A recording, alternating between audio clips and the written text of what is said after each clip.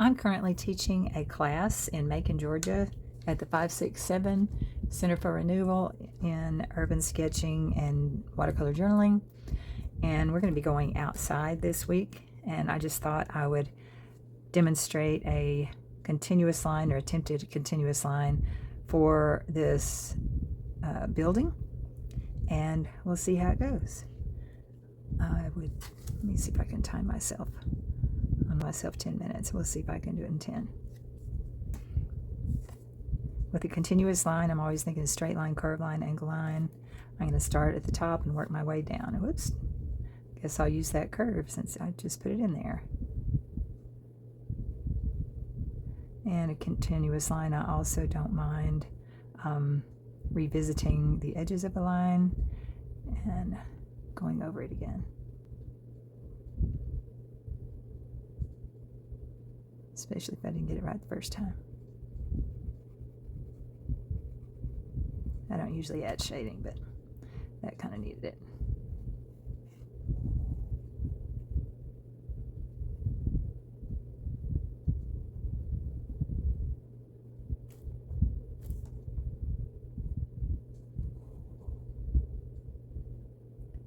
My cat is sitting right next to me, and I really don't want her to come up here, so we will see if she does or not. Somewhere in here.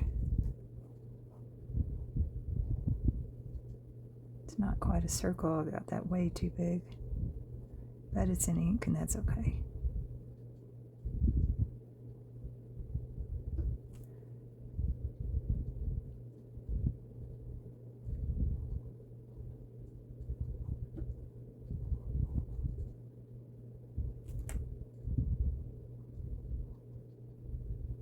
Since that one was too big, we'll make this one just a little bigger than it would have been. Slight angle down.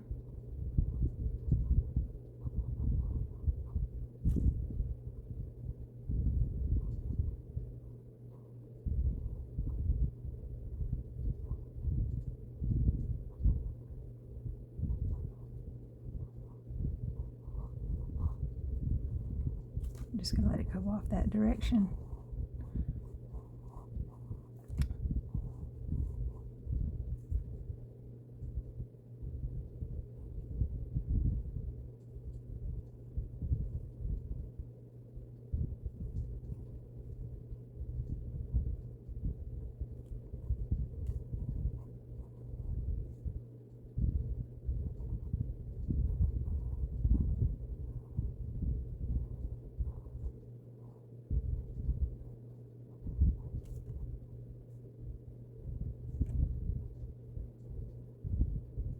Trying to line that up underneath. Didn't quite get that. And there's something way back in here. And this is all in the shade. So I'm going to angle that way. And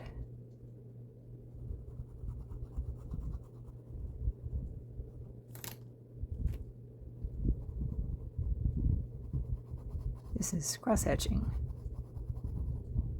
shading with a pen, if you want to. And I could do the rest of this in watercolor and just shade it in.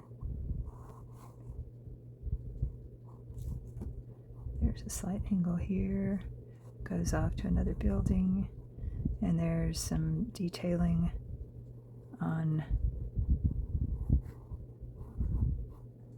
the image there.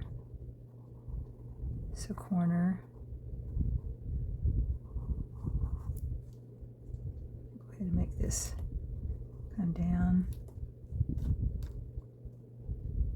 See, I've lost. Oh, there it is. Okay. Ooh, I picked up my pen. Didn't really mean to do that. It's all right. Let's come up here and put in a window.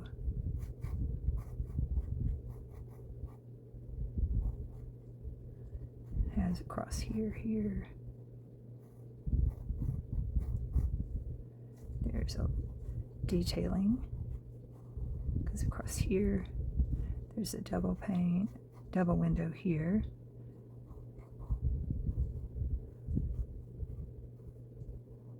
Didn't quite get the proportions right, but that's okay.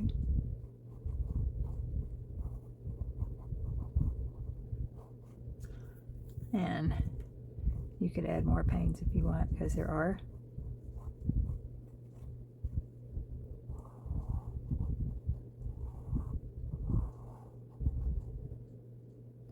And then these little dentils, just give it some angle down that way. And there's some windows here that are at an angle. There's 3 on a side. And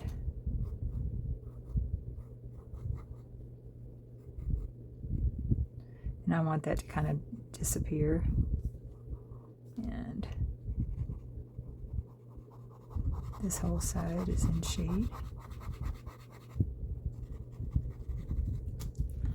And this whole side is in shade. Watch for where the light hits it.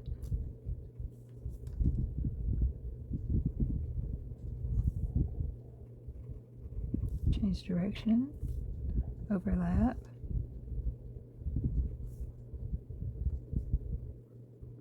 It's dark in between.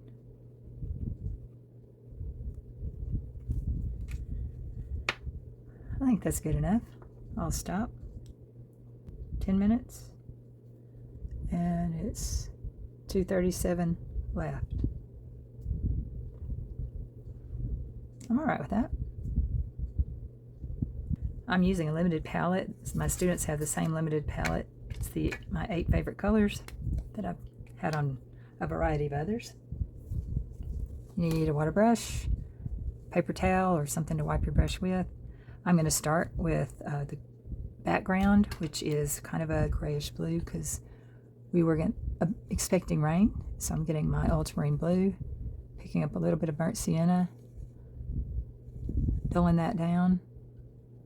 Close enough. All right, so I'm going to squeeze my brush to let the paint come out and flow pretty well. And I'm just painting the negative space around the top.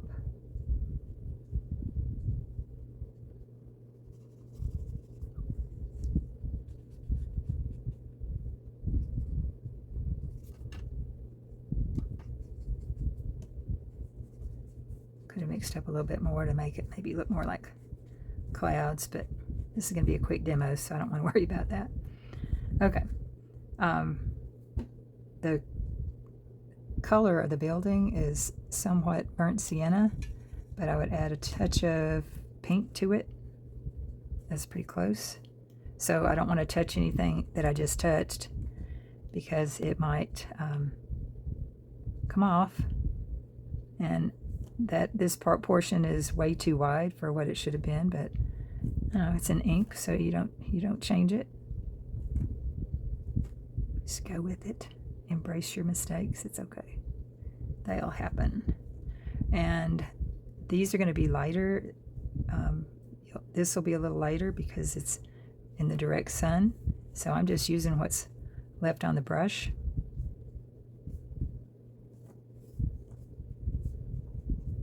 It's really light. Oh, Sadie, my cat's coming back. All right, let's mix a little bit more. Burnt sienna, a little bit of pink, more burnt sienna, a little bit of pink, touch of purple because this side's in the shadows. See, here she comes. Sadie, I really don't need you here. You're in the way. Attacked by the cat. Come on, move. Move. Move. Sorry. You're not helping. You're not helping. No, don't rub my brush. Stop it. Sorry, y'all. I'm sorry, Sadie. You're going to have to go that way. While I've got the darker, I'm going to go back in here where the shadows were. Make them even darker. There's a corner that was darker. Watercolors always dry darker than you paint them. So now I'm going to get burnt sienna and water it down because I want it to, I'm going to have to add a little more water. Oops, sorry, you can't even see my, sorry.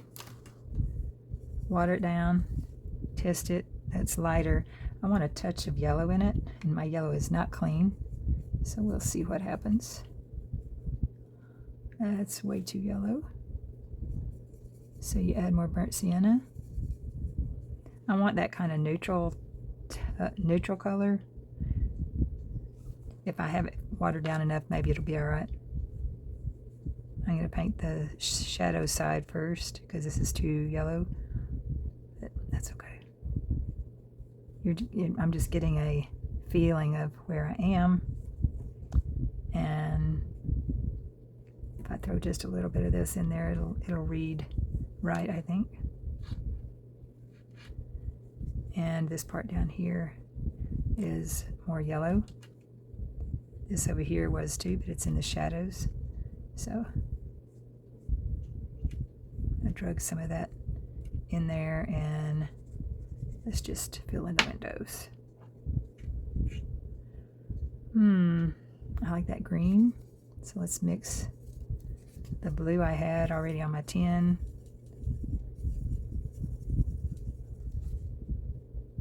Need more peacock green and peacock blue in there.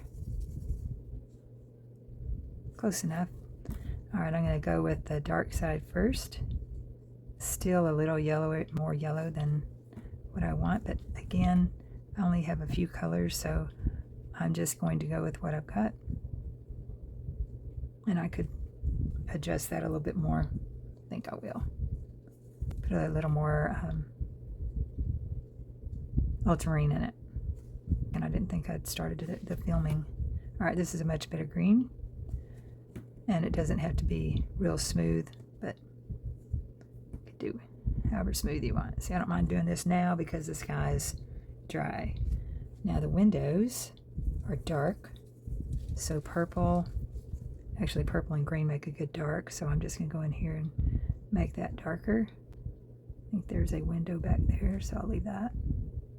It's darker here from a shadow. A little bit darker right there. Just look for where you have cast shadows.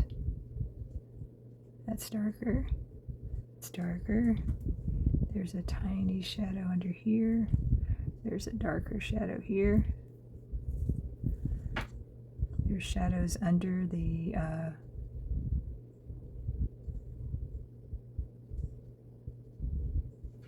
dentals, I think is what they're called, from my architectural study when I taught elementary school.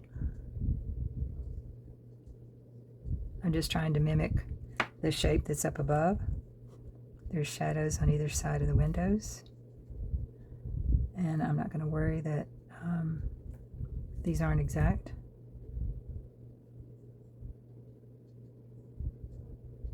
I'm just laying in the hint of windows.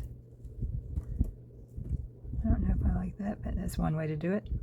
You can come back and put in the lighter lines later if you want. When I squint, I'm going to do these different. When I squint, these are all pretty dark, so I'm going to just solid that in. Give you two options of how to paint windows. Over here, it's lighter at the top, darker at the bottom because of the reflected light. All I want there is a suggestion.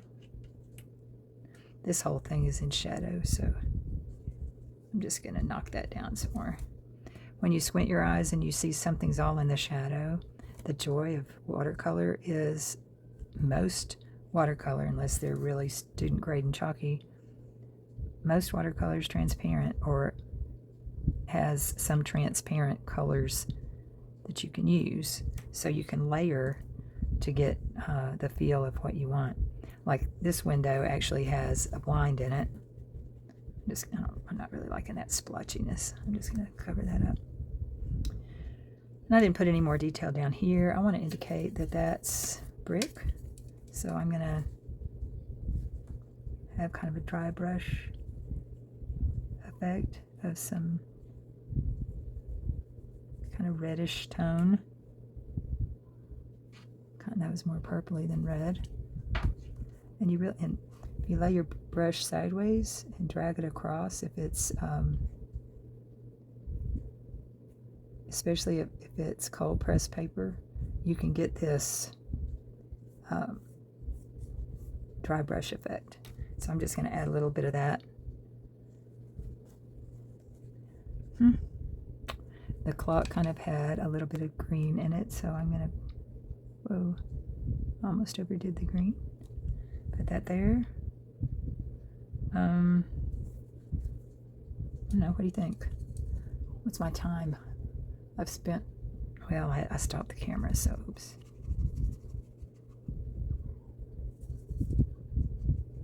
Add a little more gray tones to make it look more rainy. I really don't want my paper to, whoa, a lot of gray there.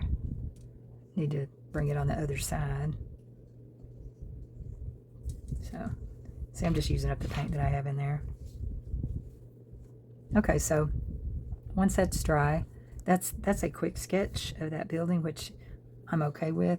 I really think I want to make the interior even darker, so burnt sienna and ultramarine blue make a really good dark. So I'm just going to come in and make that even darker. Looking for other really, really dark shadows. Add a little contrast and interest.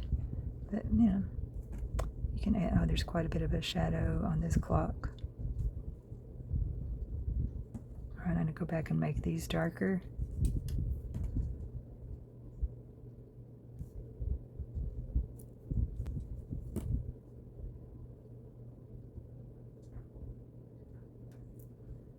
This is a new Papermate White Ink Joy that I'm really trying for the first time. So, yeah, I just tested it. It's working. Maybe that's not. For really subtle lines, this is good. Okay, now it's not giving me the bright lines, but I'll use this for the subtle ones. And